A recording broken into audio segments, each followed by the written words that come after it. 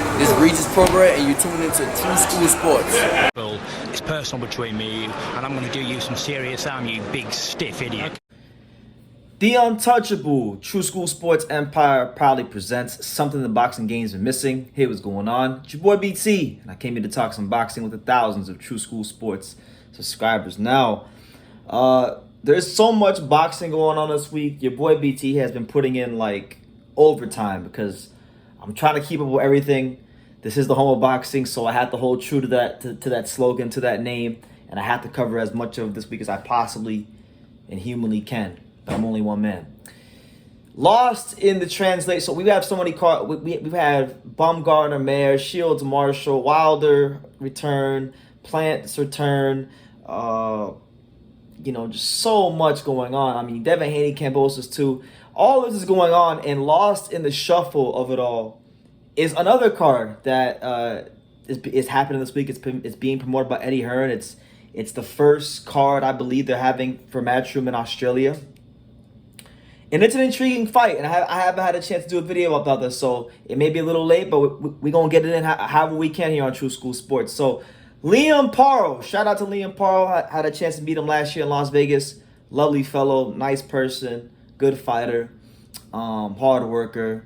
He's in the fight. You know, he's headlining the first ever Matchroom Australia card. He's taking on his fellow Australian, his fellow Aussie, in Brock Jarvis. Now, I had to go do some homework because I'm not gonna cap, but I didn't know the most about Brock Jarvis, but intriguing fight because Liam Paro is in a position where he's number 2 in the WBO, and he could have just sat and he could have just waited for things to play out with Josh Taylor and Catterall, Teofimo and Pedraza, and then he would have eventually got his title shot at some point next year, just sitting on his ass. He could have done what most fighters did in boxing. But he said, you know what, I can't do that. I can't allow myself to have ring rust, so I got to stay busy. And not only is he staying busy, he's decided to stay busy in a good domestic fight, a high stakes domestic fight, the kind of fight where if he loses, he will lose that ranking and will have to rebuild himself in a very, very tough and arduous way. Now he's taking on a guy on Brock Jarvis, who, if you look at Brock Jarvis, he's had a very intriguing career because when you look at Brock, this is going to be Brock's 21st fight in the professional ranks. This is going to be Brock's first fight at 140. His last fight was his first fight at 135 against the Mexican Alejandro Frias Rodriguez, which if you watch that fight, he damn near got stopped. He was out on his feet. I'm surprised the referee didn't wave it off. He was fortunate for the ref to not wave off the fight, but he showed some resolve and some gumption and some toughness. And he came back and he stopped the tough Mexican in the 5th round and Alejandro Frias Rodriguez. So, Brock Jarvis, if you look at his career, he turned pro at super flyweight. He's fought at bantamweight. He's fought at super bantamweight. He's fought at, super featherweight. So he's been all over the place. He's competed in about 6 or 7 weight classes. And now he's got to 140. And it's crazy that to me, it's crazy that Brock Jarvis has competed in all these different weight classes, because when you look at him, when you look at the size of him, the frame, he looks like he carries a lot of weight on him. So I have no clue how he's campaigned in all these different weight classes. But it's an interesting stylistic matchup because Liam Paro is a good boxer, slick southpaw, likes to lead with the jab, likes to throw punches to the head, punches to the body, moves well, throws the lead straight left hand at times. But really, his main thing is his main mistake that I've seen is when he's not throwing punches and he starts using his feet, he backs up in a straight line. So sometimes he's susceptible to be caught, and because of that, he's been dropped a couple times in his career. He's been dropped against Yomar Alamo. He got dropped in his 3rd professional fight.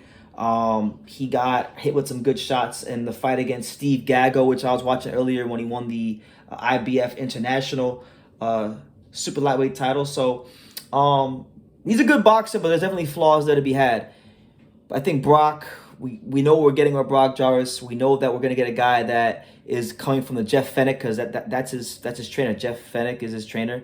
He's going to come in there, be in your chest, throw the hard punches to the liver, to the body, to the head, and they're going to be great. You can't allow Brock Jarvis to have space to maneuver and throw those punches around the guard and plant his feet and pick his shots going to the body on the inside, because even though he's taller, he likes to be on that. He likes to be in that pocket. He likes to be on top of you, and that's where he does damage. So Liam Paro, I feel like he's gonna have to box a very clever fight. And the fight within the fight is, can Liam Paro keep Brock Jarvis off of him long enough to outbox him to a decision and or catch him with a sharp punch to drop him or hurt him to get him out of there, because this is that Brock has never been this high in weight.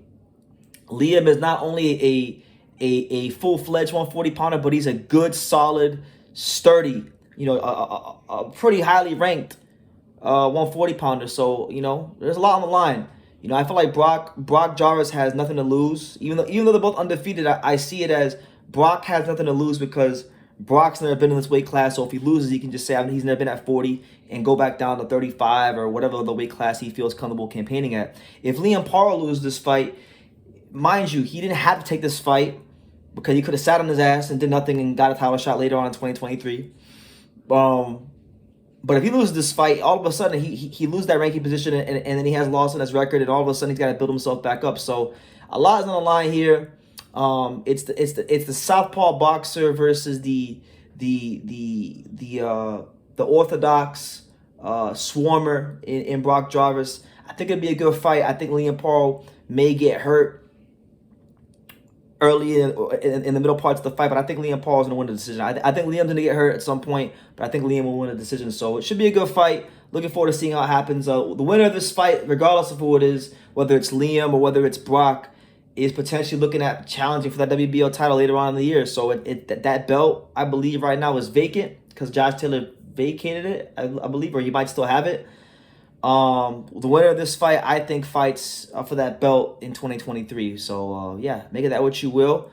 What do you guys think about Brock Jarvis versus Liam Paro? Give your last thoughts down below.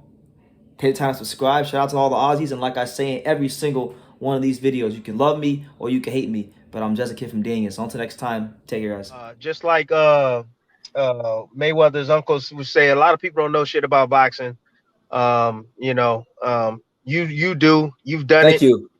You about the only smart guy that I know, bro. Nobody knows shit about boxing.